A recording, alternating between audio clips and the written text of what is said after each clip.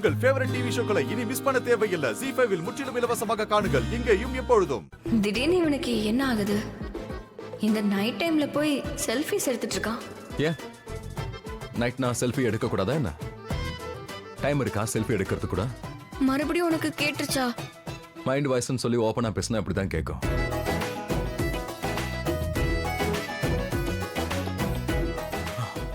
Phone இப்போன்னு பார்த்தா of ஆகணும். Selfie எடுக்கலாம் எவ்வளவு ஆசையா இருந்தேன். எப்பயாவது ஒரு வாட்டி தான் இந்த மாதிரி மூடு வரும், அதுக்குள்ள ஆஃப் ஆயிடுச்சு. சரி பரவாயில்ல ரிஷி, 2 நிமிஷத்துல சார்ஜ் ஆயிடும். நீ முதல்ல சார்ஜ் போடு. ஆனா 2 நிமிஷத்துக்கு அப்புறம் மூடு இல்லைன்னா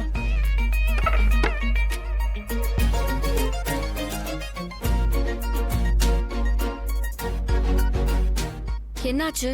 நீ எவ்வளவு விசித்திரமா இருக்க. நானா? நீதான். உனக்கு தான் தெரியும்ல என்னோட போன் ஆஃப் ஆயிடுச்சுன்னு. அதுவும் செல்ஃபிஸ் எடுக்க எவ்வளவு ஆசையா இருந்தேன். நீ ஒரு சின்ன ஹெல்ப் பண்ண மாட்டியா? அட நான் என்ன செய்யறது ரிஷி? உன்னோட போன் நீ எனக்கு ஆஃப் பண்ணலாம்ல. ஒரு வாட்டி கேட்டியா ரிஷி உன்னோட போன் ஆஃப் ஆயிடுச்சு, என் போனை எடுத்துக்கோ, அதுல செல்ஃபி எடுத்துக்கோன்னு சொல்லல. என்ன பொண்ணு நீ? சொல்லிருக்கலாம். அப்ப சொல்லு ரிஷி. வேணும்னா என் போனை வச்சுக்கோ. Good, very good. உன்னோடது கூட இந்தா எடுத்துக்கோ. நீ எங்க போற? நீயும் செல்ஃபி எடுக்கணும்ல, சேர்ந்து எடுத்துக்கலாம். வெயிட். இல்ல செல்ஃபிலாம் எனக்கு இப்போ வேண்டாம், அது எனக்கு பிடிக்காது. அட ஏன் உனக்கு பிடிக்காது? இல்ல நான் அழகா இல்ல. இதுக்கு முன்னாடி எப்ப அழகா இருந்த? நீ என்னைக்காவது அழகா இருந்திருக்கியா?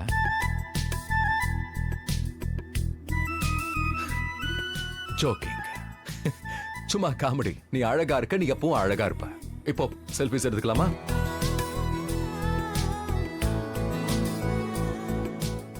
என்ன இது, உன் முடி செல்ஃபில பார்க்க அழகா இல்லையே, அதை சரி பண்ணிக்குவேன் ப்ளீஸ். இரு.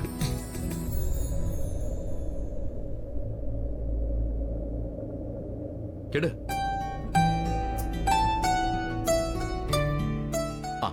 ஓகே. இல்லையே இப்பவும் நல்லா இல்லையே, ஏதோ ப்ராப்ளம். நீ ஒரு முறை மிரர்ல செக் பண்ணி பாரு ப்ளீஸ். லக்ஷ்மி, கோம் வந்து பாத்ரூம்ல நான் ஒளிச்சு வச்சிருக்கேன். ஐ மீன் உள்ள வச்சிருக்கேன். நல்லா தேடி பார்த்துட்டு வா. இப்ப டக்குனு இவளோட போன்ல இருந்து பல்விந்தருக்கு மெசேஜ் அனுப்பிடுறேன்.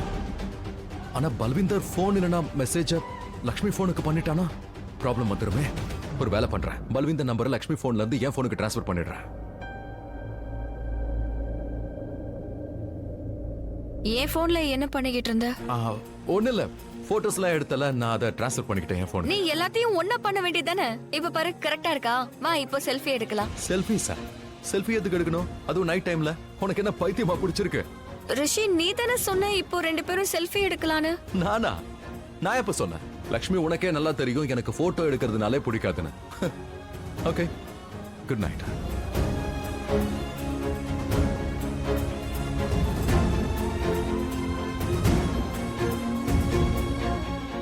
ஹலோ, வணக்கம் பண்டிதரே. எனக்கே தெரியல, போன் சைலண்ட்ல இருந்திருக்கு. லக்ஷ்மிமா, பத்ரிநாத் பண்டிதர் தான் இந்த விஷயத்தை உங்களுக்கு ஃபோன் பண்ணி சொல்ல சொன்னாரு. ரிஷியோட ஜாதகப்படி இன்னைக்கும் நாளைக்கும் அவரோட நட்சத்திரம் உக்ரத்துல இருக்கான். அதனால விபரீதங்கள் நடக்குமா, சங்கடங்கள் வரதுக்கான வாய்ப்புகளும் இருக்கான். மார்க்கேஷ தோஷங்கள் திரும்பவும் வரல, ஆனா கிரகங்கள் நிலைப்பாடு சரியில்லை. அதனால அவரு கொஞ்சம் ஜாக்கிரதையா இருந்தாங்க.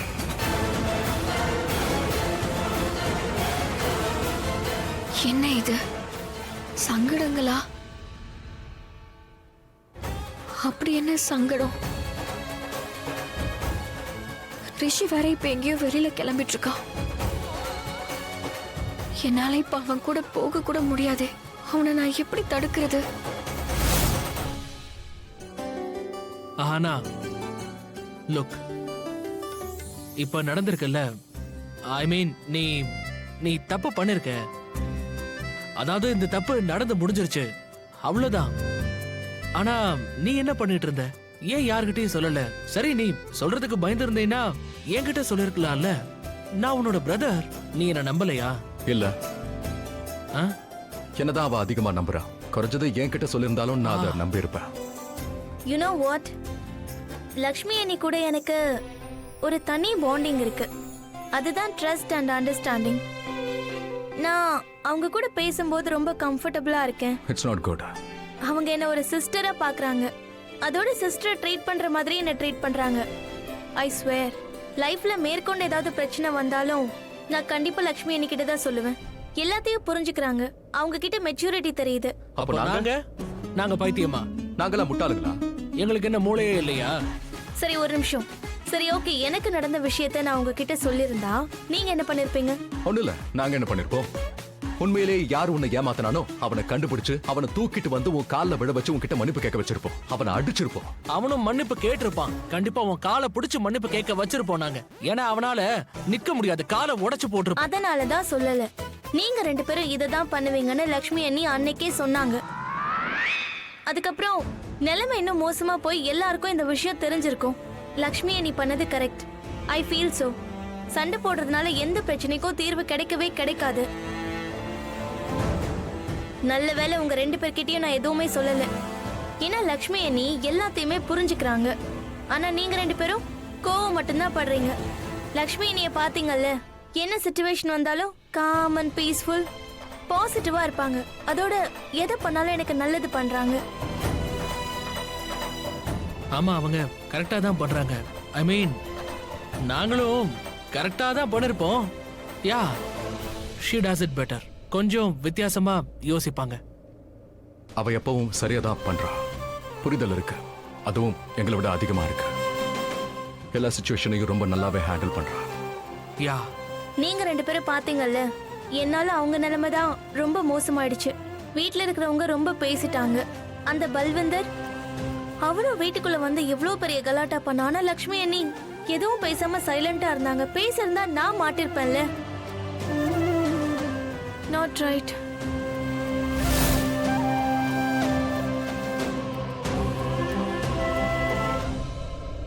என்னாச்சு ரிஷி அண்ணாவுக்கு? என்னாச்சு? நான் ஏதாவது தப்பா சொல்லிட்டேனா? பல்வேந்தரை பத்தி நினைச்சு அப்செட் ஆயிட்டாரோ என்னவோ. லக்ஷ்மி அண்ணியோட இமேஜை காப்பாத்த பாக்குறாரு. யாரோ லக்ஷ்மி அண்ணிக்கு தேவையில்லாம பிரச்சனை கொடுக்கறாங்கன்னு அவருக்கே தெரியுது. அவங்க பேரை கெடுக்க பாக்குறாங்க. அந்த உண்மையை தெரிஞ்சுக்க பாக்குறாரு. என்ன பண்ணிட்டு இருக்கீங்க? ஸ்பெஷலா சமைக்கிறேன். இன்னைக்கு யார் யாருக்கு என்னென்ன பிடிக்குமோ அதெல்லாம் நான் சமைக்கிறேன். ரொம்ப ஸ்வீட்டா இருக்கீங்க. எல்லாரும் உங்களை திட்டுறாங்க, எல்லாரும் உங்களை வெறுக்கிறாங்க. அப்பவும் எப்படி அட்ஜஸ்ட் பண்ணிக்கிறீங்க? யூ நோ வாட், உங்க இடத்துல வேற யாராவது இருந்திருந்தா இவ்வளவு தாங்கியிருக்க மாட்டாங்க. நிச்சயமா நான் மாட்டேன். ஆனா எல்லாருமே ரொம்ப வருத்தமா இருக்காங்க. அதோட இந்த எல்லா வருத்தங்களையும் நான் தானே அவங்களுக்கு கொடுத்தேன்.